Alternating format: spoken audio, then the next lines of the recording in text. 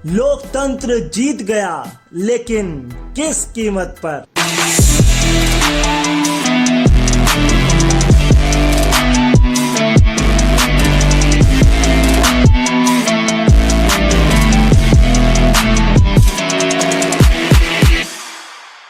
हाय नमस्कार, मैं हूं अनोखा अंकित और आप सुन रहे हैं द अनोखा शो का सेगमेंट फैक्टोरियल, जहां हम किसी एक टॉपिक को फैक्ट के माध्यम से आपको समझाने की पूरी कोशिश करते हैं। चुनाव हो चुके हैं, रिजल्ट भी आ चुके हैं और एक खबर भी आ चुकी है। खबर ये कि आपने जिन उम्मीदवारों को जिताया उनमें से 46% वो जिता दिए जिन पर आपराधिक मामले दर्ज हैं, और चुनाव दर चुनाव ये आंकड़ा बढ़ता ही जा रहा है। भाई अपने मन से मैं ये कहानी नहीं गढ़ रहा हूं, बल्कि ये आंकड़े जारी किए हैं एक संस्था है। वो संस्था लोकतंत्र के सुधार के मुद्दों पर काम करती है। आप तो जानते ही होंगे, एसोसिएशन फॉर डेमोक्रेटिक रिफॉर्म यानी कि एडीआर। और ये आंकड़े उन्होंने भी प्रत्याशियों के हलफनामे के हवाले से जारी किए हैं, यानी कोई हवाई ये बात नहीं है।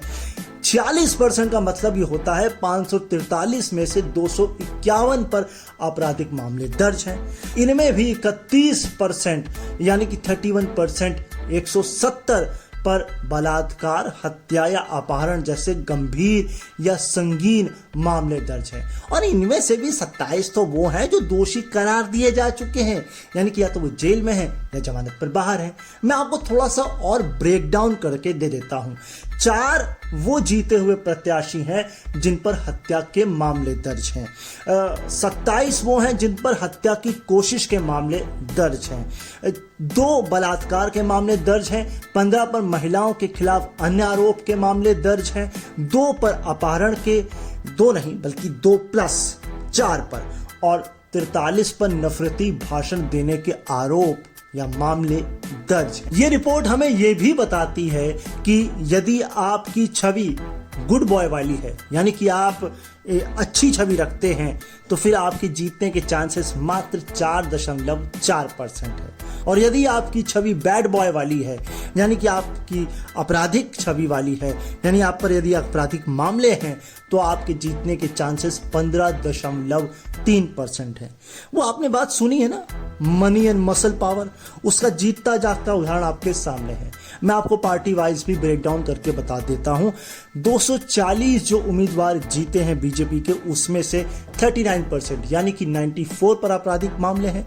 कांग्रेस के 99 में से 49% यानी कि 49, समाजवादी के 37 में से 57% यानी कि 21, टीएमसी के 29 में से 45% यानी कि 13, डीएमके के 22 में से 59% यानी कि 13, टीडीपी के 16 में से 50% यानी कि 8, एकनाथ शिंदे वाली शिवसेना के 7 में से 5 यानी कि 71%, और आरजेडी का आंकड़ा तो बेहद खराब है, 100% यानी कि 4 के चारों उम्मीदवारों पर आपराधिक मामले दर्ज हैं। अब जरा आंकड़े राज्यवार तरीके से भी देख लेते हैं। 95% जीते हुए उम्मीदवारों के साथ केरल नंबर 1 पर है, तेलंगाना 82%, उड़ीसा 76%, झारखंड 71% एंड तमिलनाडु 67%। अगर इसके अलावा बात की जाए तो बिहार, पश्चिम बंगाल, आंध्र प्रदेश, उत्तर प्रदेश, महाराष्ट्र, हिमाचल प्रदेश, गोवा, कर्नाटक और दिल्ली में 40% से ज़्यादा जो उम्मीदवार जीते हैं उनके खिलाफ आपराधिक मामले दर्ज हैं। ऐतिहासिक पृष्ठभूमि भी देख लेते हैं, क्योंकि पिछले 10 सालों में हमें इतिहास बदलने और देखने की आदत हो गई है। साल 2009 की बात अगर मैं केवल आपराधिक मामलों की करूं तो यह आंकड़ा 30% था। 14 में बढ़कर 34% हो गया, 19 में 43 और 2024 में ये 46% तक पहुंच चुका है। वहीं अगर मैं गंभीर मामलों की बात करूं तो 2009 में ये आंकड़ा था 14%, 14 में 21%, 19 में 29% और 24 में बढ़कर ये 31% तक पहुंच चुका है। एक और रिपोर्ट है, वो ये रिपोर्ट बताती है कि 134 मौजूदा विधायक और सांसद जो है महिलाओं के खिलाफ जो आरोप है उसके मामले झेल रहे हैं। इसमें है छेड़खानी, क्रूरता, वेश्यावृत्ति, के लिए नाबालिग की खरीद से लेकर बलात्कार तक के आरोप शामिल हैं। आंकड़े जो मैंने आपको परसेंटेज में बताए उसे मैं नंबर्स में आपके लिए ब्रेक डाउन कर देता हूं। 2019 के 43% के हिसाब से नंबर बनते हैं 233 कैंडिडेट। 2014 में 34% के हिसाब से 185, 2009 में 30% के हिसाब से 162 यानी कि 162, और एडिशनल ईयर 2004 भी ले लीजिए 23% के हिसाब से 125 कैंडिडेट।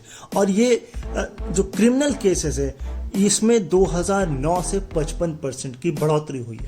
अगर मैं सीरियस ऑफेंसेस की बात करूं जो बहुत ही संगीन अपराध हैं उनकी, तो उसमें साल 2009 से 124% की बढ़ोतरी हुई है।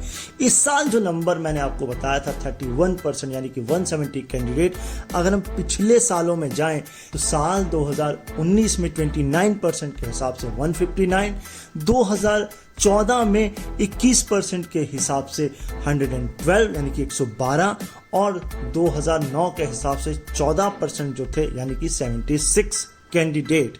अगर मैं अब आपको करंट सिनेरियो बताऊं गंभीर मामलों का यानी कि सीरियस ऑफेंसेस का पार्टी वाइज, तो बीजेपी के खाते में 63 कैंडिडेट हैं यानी कि 26%, 32 कैंडिडेट के साथ 32% है कांग्रेस के पास, 17 कैंडिडेट्स के साथ 46% है समाजवादी पार्टी, टीएमसी के साथ यानी कि 24%, डीएमके के 6 यानी कि 27%, टीडीपी के 31% यानी कि 5 कैंडिडेट, और लास्ट नंबर आता है 57% शिवसेना का यानी कि 4 कैंडिडेट्स।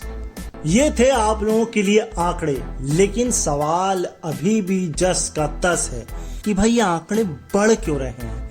तो इसका सिंपल सा जवाब है कि जब तक हम अपने कानून में बदलाव नहीं करेंगे ये आंकड़े रुकने वाले नहीं हैं। कानून में बदलाव हमें यह करना होगा कि आरोप सिद्ध नहीं बल्कि आरोप लगते ही चुनाव लड़ने से रोक लगा दी जाए। जब तक आपको क्लीन चिट ना मिल जाए तब तक आप जो है वो चुनाव नहीं लड़ सकते। लेकिन आपको क्या लगता है, क्या नेताओं को क्लीन चिट नहीं मिलेगी?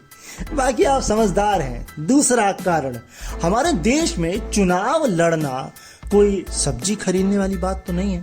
हाँ, बात मगर यह है कि आजकल सब्जी भी बड़ी महंगी है, लेकिन चुनाव लड़ना तो उससे भी ज्यादा महंगा है। तो आप समझ सकते हैं कि हमारी गाड़ी कहाँ जाएगी। या तो हम सीधी उंगली से घी निकालेंगे या टेढ़ी उंगली से घी निकालेंगे। अच्छा, अब घी निकाल लिया और उसके बाद फिर हम उस घी पर मुनाफा भी तो चाहेंगे। ये कुछ कारण हैं जिनकी वजह से ये आंकड़े कम नहीं हो सकते, लेकिन उम्मीद पर दुनिया कायम है और हम आपके साथ कायम है। कहने का मतलब यह है कि जब तक आप अपना प्यार देते रहेंगे तब तक हम ऐसे एपिसोड्स लाते रहेंगे।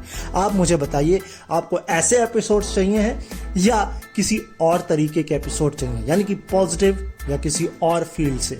आप मुझे अपने फीडबैक भेज सकते हैं AANOKHANKIT, ये मेरा इंस्टाग्राम पर हैंडल है। डीएम करिए, मैं आपके जो है जवाब दूंगा। अभी जाने से पहले हर बार की तरह आपसे यही कहूंगा, अपना ख्याल रखिए, मुझे अपने दिलों में याद रखिए।